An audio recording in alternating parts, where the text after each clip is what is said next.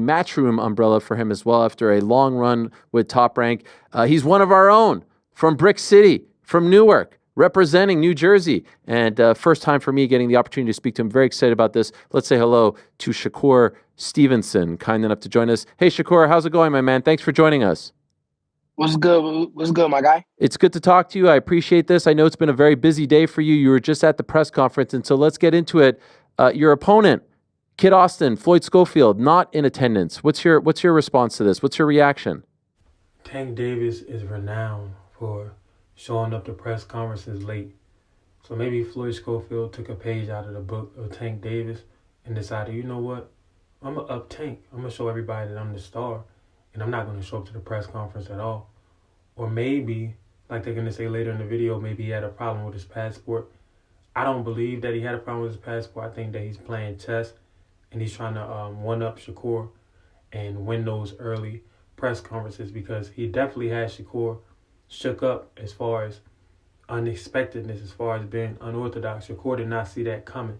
He expected Floyd to be there, and this time Floyd was able to dodge a lot of the pressure of being in that spotlight for the first time. I think he's getting a little bit scared. I think that butterflies is hitting him right now. He's having the biggest fight of his career. He's trying to find any way out, and I just pray he come to the fight and show up on February 22nd. Did you know about this in advance? Nah, I just found out when I came to the press conference. They said something about his signature on his passport, but on my way here, when they said something about my signature on my passport, I just signed it right there. So I was very confused. He tweeted something. I don't know if you saw it. He said, "It's amazing the length opponents go to try to sabotage a camp. None of you will stop this fight or us winning the belt. We know who the snake is. Now back to the camp and the new." A spy in training camp is overrated. A spy in sports, period, is overrated. Real dominance in sports comes when a person knows what you're going to do and they still can't stop it. There's nothing that Shakur Stevenson has to spy on about Floyd Schofield. I'm not saying he didn't send a spy to the camp, but really Floyd Schofield, he doesn't really have that much skills. And I'm not saying that to be disrespectful, but when you watch him, he looks like a basic fighter. He doesn't have traps. He's still developing. He doesn't even have the stamina to go 12 rounds with speed and power the entire time. So what exactly would Shakur be spying? What exactly would Shakur be trying to learn?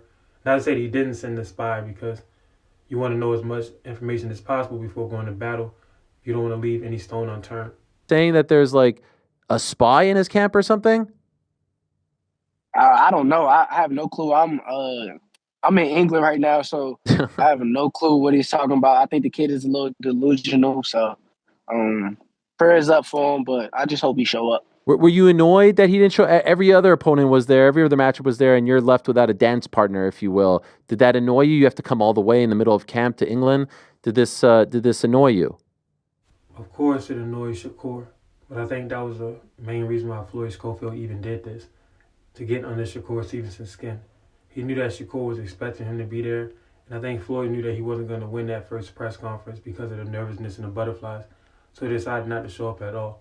But that was bad for boxing, because the rest of the guys didn't have any clear trash talk. A lot of those other fighters could barely speak proper English. He's not a true professional. I'm a true professional. I show up, I do what I'm supposed to do, and come fight night, it'll be the same way. A lot of people were surprised when this matchup was announced, not because it's not a great matchup, but they thought that maybe it was a little early for him to fight someone like you early in his career. Were you surprised that he accepted it? Yeah, I was very surprised. Honestly, I'm the one who pushed for it. I'm the one who made this fight happen. I told him that if Zepeda didn't want to fight me, I'll fight him. So he been talking a lot of crap, and now he got to stand on everything he said. Shakur Stevenson is really in a lose-lose situation. A lot of the top guys don't want to fight him. They claim he's boring. Plus, he's not bringing in the money. He's not a pay-per-view draw. But then if he fights a guy who's inexperienced who actually wants to fight him, when he beats him, he's not going to get credit. But I always say, who cares about credit when you have cash? As long as they're paying you, fuck it. The only way Shakur can get out of this lose-lose situation is to go out there and beat the brakes off of Floyd Schofield and get that stoppage. That's the only way, because then people will talk trash, but they'll still kind of like the savageness of the action, of stopping another man. That why you push for it? Because he's been talking a lot of crap about you. Yeah, when somebody call your phone, a lot of people could ignore it.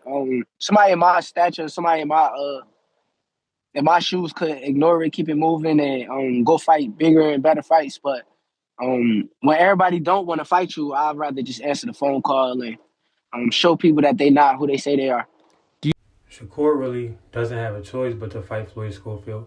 He already messed up with the Devin Haney negotiations. He already messed up and missed a huge fight for his career. Now he's saying that all these other fighters are blackballing him, giving him the cold shoulder. So the best thing to happen in Shakur's career in recent times is Floyd Schofield being dumb enough to take this challenge. And that's why Shakur is thinking maybe he'll back out, because Floyd knows he's not ready to fight Shakur. But Shakur also knows he's not going to say it, but he needs this fight with Floyd Schofield in order to really change the narrative that people have been trying to build about him being a runner, being boring, etc. Do you enter this fight, Shakur, with a chip on your shoulder? Let's be honest. A lot of people have been taking shots at you over the past year. Do you feel like you have something to prove? For sure. Yeah, a lot of people kind of turned their back on me. They don't talk bad about me. They act like I'm not the guy who I've been my whole career. So this is not my first time in this position. I done been here before. Now I'm just trying to show people who I really am. Why do you think so many people turn their back on you? Why do you feel this way? I think, people just pick their favorites, and when they got a favorite, they feel like they can't like other fighters. So if my style is not the same as the style that they like, they're going to try to talk bad on my style and act like I'm not the guy. So I think that's what it comes with. Yeah. In other words, Shakur Stevenson is the antagonist of Tank Davis. Tank is the hero, so Shakur has to be the villain. Shakur is a great boxer, but he doesn't have power. He's literally the opposite of Tank. Shakur is somebody that doesn't mind winning without being exciting. Tank is somebody that purposefully goes out there to try to win while being exciting. So they're opposites, and the way that they handle business inside and outside the ring is different as well. A lot of Tank fans, they ran over in support of Tank, and just by them supporting Tank, they have to dislike Shakur because Shakur is Tank's opposition. Yeah. And I'm too dominant. Like, I'm very dominant in the boxing ring. Sure. And is that sometimes a blessing and a curse? It's like... Go ahead. It's like...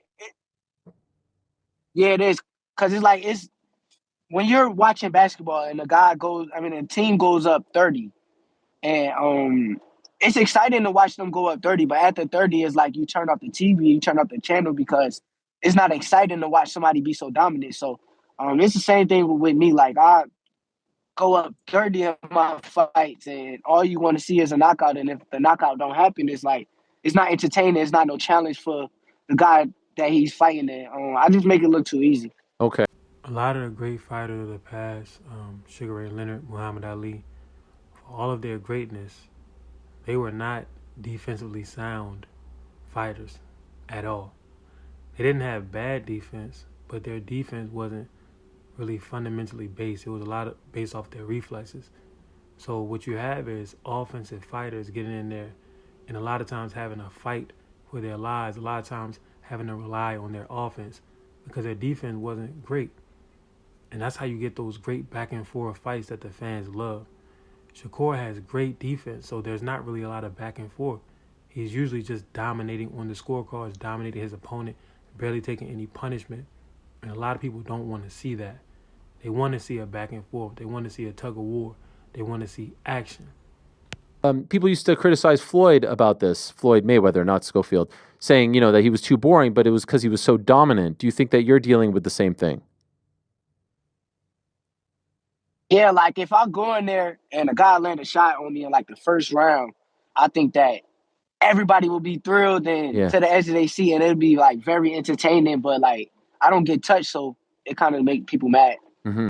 There was no point in Floyd's career where he fought as responsible as Shakur Stevenson. And Floyd had better defense than Shakur, but Floyd took way more risks than Shakur. Floyd was in his mid-30s with the high guard up, walking down dangerous fighters like Shane Mosley. Floyd Mayweather tried to walk down Marcos Maidana in their first fight. So Shakur is not going through what Floyd went through. The reason people call Floyd boring is because he made so much money, and a lot of people was jealous because he always flaunted the money in their face. The reason people are calling Shakur boring is because he doesn't really take risks offensively, and that can be boring to watch, I must admit. Obviously, the one that everyone wants to see is Tank, and I know you've been asked a bunch about him over the past weekend. Can I ask you this? Why does he seem to get so upset when people ask him about you? At that press conference, he was like, "Who's that? Who's that? What has he done? What has he done?" He seemed very aggravated by the mere mention of your name, which is crazy because, I mean, you guys have been, you've been at the top for a long time. You're not some kid. It's a fight that people have discussed. Why do you think he gets so upset at just the question being asked? I think Because Shakur is a serious threat to Tank's legacy. Tank is undefeated and he's knocked out damn near everybody he's fought. When you do that, the fans start to look at you as invincible. They start to look at you like a boxing god, and they start to ignore a lot of your shortcomings. They start to ignore a lot of your limitations. Tank is in the same position that Mike Tyson was in on a lower scale back in the 80s. So if Shakur were to get in there and completely outbox and embarrass Tank, it would take away all the glitter and all the glamour from Tank Davis. It would take away his aura. I remember when Errol Spence had an aura around him that he was this body snatcher, that he couldn't be beat, that he was this cardio horse in that boxing ring. And Bud Crawford has taken away all of the aura of Errol Spence, and now he's just a sympathetic figure. So that's why Tank gets annoyed whenever people bring up Shakur. Shakur is a real threat. I think he's like a guy that he don't want to share the spotlight. When my name is asked, it seems like he get very frustrated in his feelings, and he just got to live with it until he fight me. So,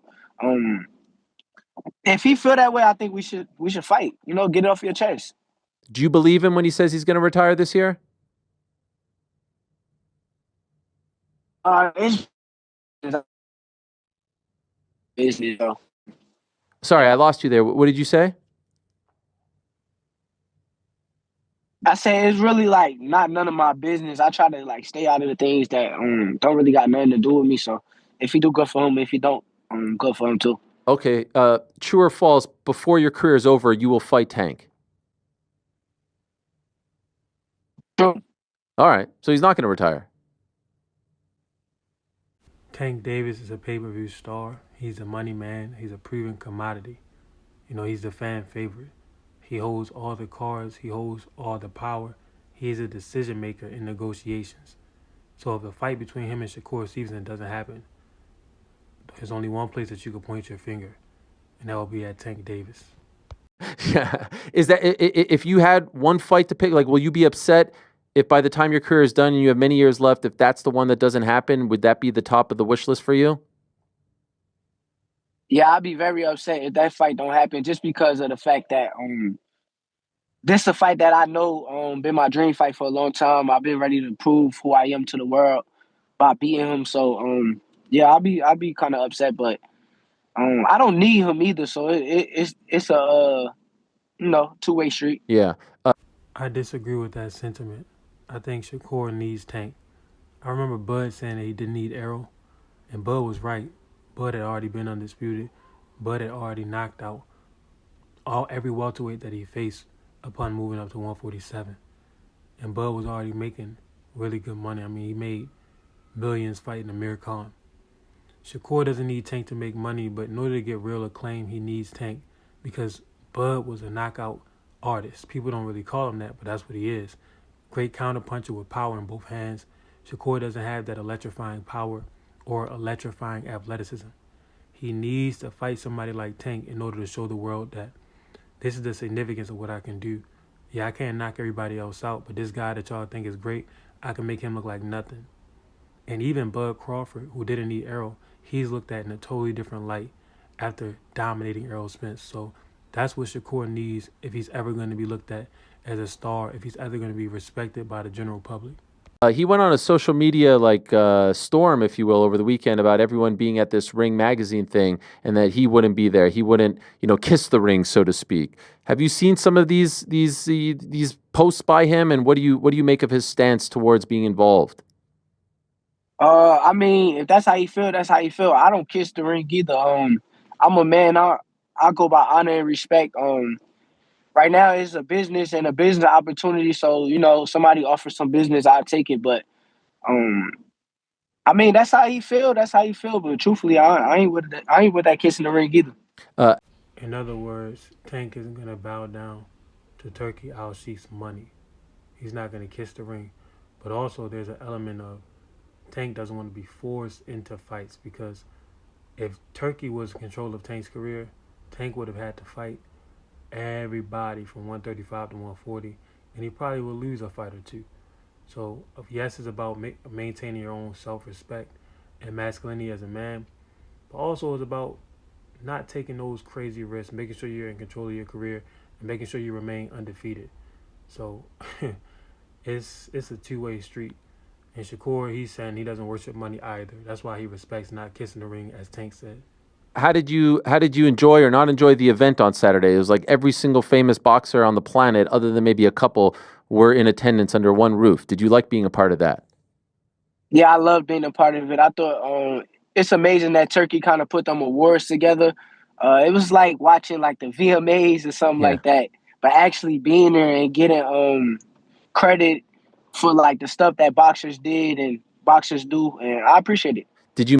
The award show is great to build boxing interest, just like Hollywood with the Grammys and stuff like that. When you have all of those people gathered in one room and they're getting awards, that makes the masses sit back and say, who is this person? They have this accolade, they have this plaque saying that they're the best in the world at this. Let's all sit down and watch these people get honored, as opposed to these fighters fighting on Saturdays and Thursdays and most people not even knowing who they are and why they should respect them, not even knowing the pedigree that they bring. So Turkey, he did a really great job with the award ceremony. That was very smart on his behalf. Anyone that you've never met before that you've looked up to, admired, respected? Yeah, I met Usyk. He kind of got a lot of great energy, so I was just watching his vibe and his energy, and I like me and him. Your relationship with Turkey, how would you describe it? It's a business relationship, and actually, Turkey is a lot cooler than like people think. People kind of make these bad thoughts about him, but I think he's a good guy. What about that photo there? You, Turkey, and Canelo? I mean, come on. That's legendary Yeah, stuff. yeah, I had walked up and they was already talking, and yeah, it was a good vibes, kind of. One thing about Shakur Stevenson, he gonna get that photo op. Shakur gonna take that picture, bro. That photo reminded me of when he was in Tank Davis' locker room taking a picture. And then Tank got mad because later on, he was talking about how he could beat him and things of that nature. But you got to understand, with Shakur, is business. And being in photos with other important people, that's just good for business. Me, it was a good energy. I mentioned that you have maybe a chip on your shoulder, something to prove. It's also your first fight with Matchroom. Do you feel like you have something to prove regarding like, hey, the investment you're making in me is worthwhile, Top Rank, you guys made a mistake. I know you left, you made the decision, but everyone wants to have a good first impression, right? Do you feel that as well?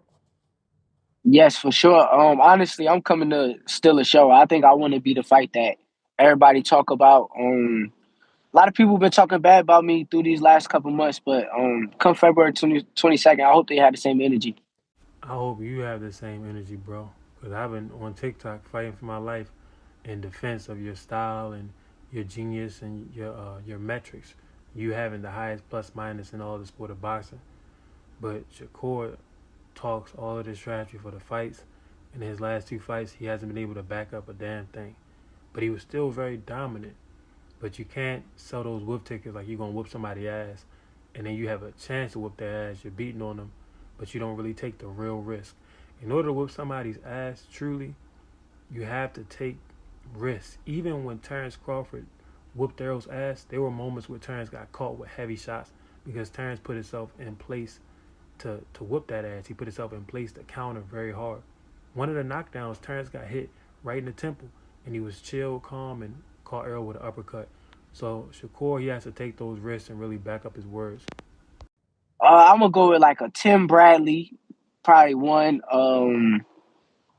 It's so many people. I don't even want to give everybody the fame. I don't Yeah. want to say everybody's name, but I'm gonna throw Tim Bradley #1 on my list. The former boxer, now top rank broadcaster for ESPN. He's been critical of you, and you feel like it's been unfair. I mean, I think some of it is fair and then some of it is unfair, but honestly, I think he kind of just like over dramatic and he kind of makes it a lot worse than what it is. So, um, I think their vision just wasn't the same as my vision. I kind of look at myself a certain way, and I know that I'm going to be one of the biggest stars and one of the best fighters in the sport of boxing. So, I don't think that they had the same vision for me, but I appreciate them for everything that they did so far in my career. So, So Tim Bradley and a couple of other guys have been ripping Shakur. A lot of people on social media have been ripping Shakur, but they all know he's a dominant fighter. They're just upset with his inability to really finish the show, to really get those stoppages.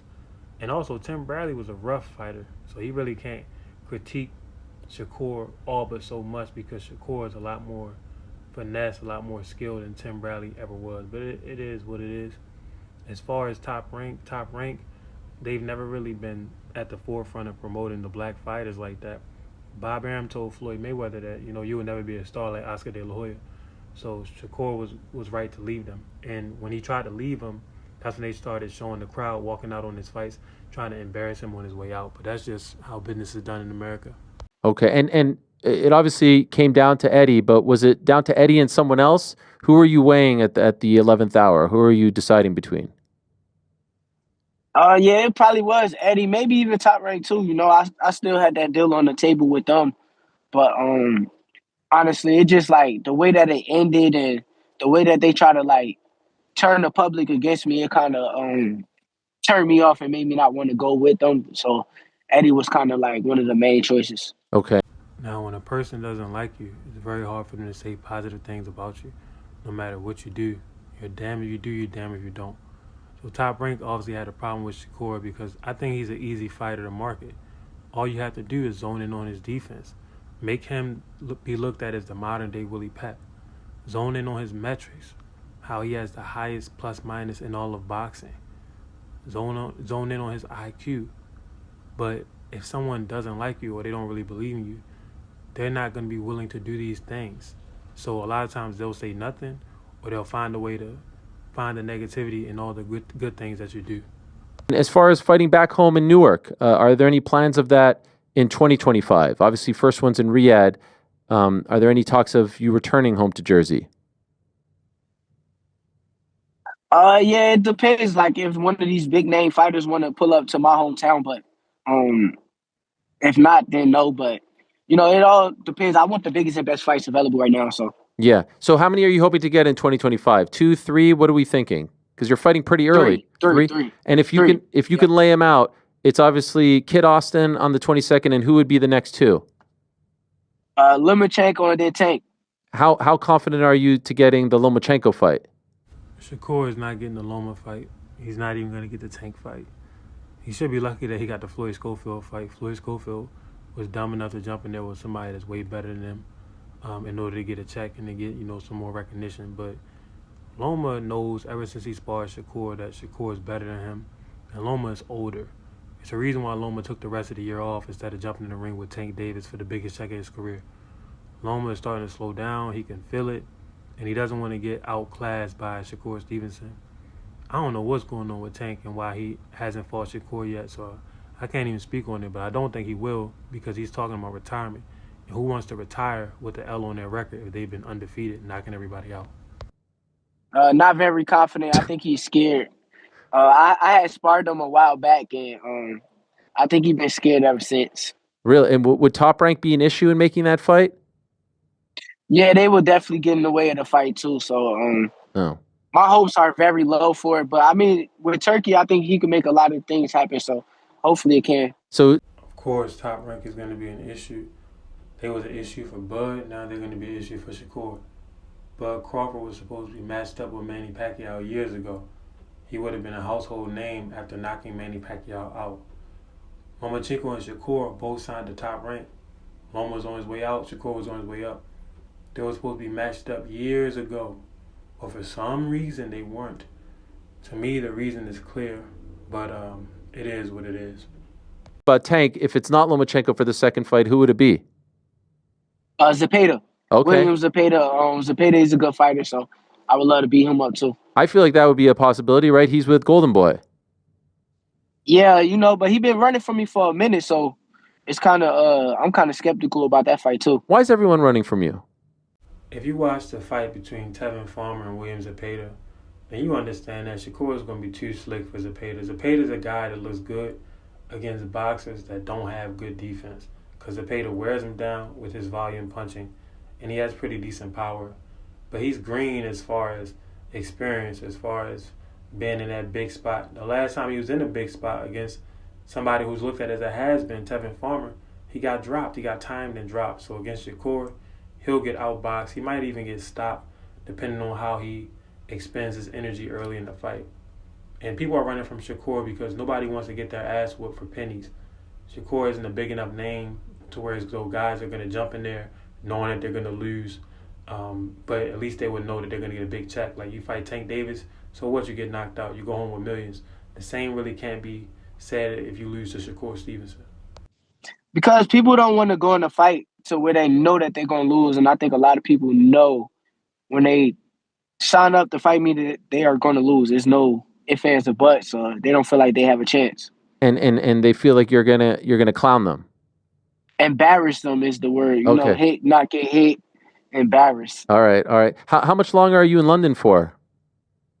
I actually leave tomorrow and get back to training camp and getting ready for my fight. Okay. Overall, have you enjoyed all of this, or is it kind of a pain in the middle of training camp? All right, so that's pretty much it. Shakur thinks people are running from him because he's going to embarrass them. In all actuality, they're running from him because he's not really a pay-per-view draw at this moment. The only way for him to try to become a pay-per-view draw, number one, he has to try to stop Floyd Schofield. He has to really whoop his ass, because this will be the third time, if he doesn't, the third time that he sells wolf tickets, says he's going to do this and that, and then doesn't go out there and handle business. After that, he has to find a way to get Tank to fight him and beat him. If he can beat Tank, then people are going to be forced to respect him whether they like him or not. If he could dominate Tank like how Bud did to Errol, that's going to change the way that they view him. He will become a star. But I don't know if he's capable of doing that, because Tank isn't Errol Spence. Tank isn't fresh out of a car crash.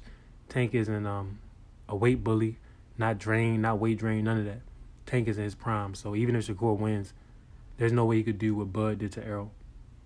On top of that, I'm excited for the Floyd Schofield fight. But that's really like a lose-lose situation for Shakur. Because once he dominates Floyd, everybody's just going to say, okay, Floyd Schofield is nobody. He hasn't done anything. But it's not like Shakur can get these other guys to fight him. As far as top rank, they were never going to really market him how he was supposed to be marketed. They did the same thing with Bud, did the same thing with Floyd. And that's just how they are. So now he's with Eddie Hearn, trying to shake things up. He has a nice relationship with Turki Al-Sheikh. Turki is going to bring the one thing that Shakur has been missing, which is the money to force these guys in the ring to take that ass whooping. Turki is going to be backing Shakur monetarily. And of course, Turki is going to make some money as well, because Shakur, when pushed, if you get him in there with somebody like a Zepeda that's going to throw a lot of punches, that's going to force him to be more active himself and have better performances. But y'all let me know what y'all think.